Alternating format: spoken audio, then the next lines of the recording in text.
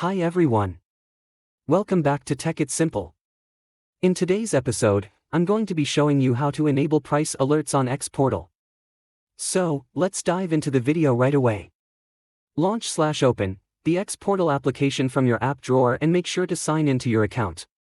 Once you're signed in, go to the main homepage and tap on your profile picture at the top left corner.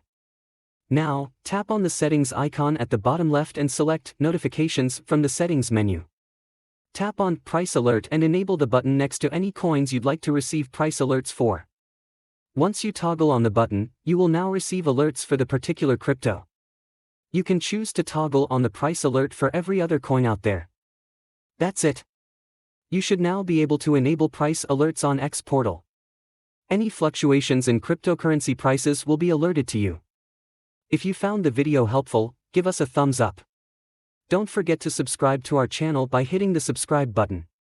Also, press the bell icon so that you never miss another upcoming upload from us.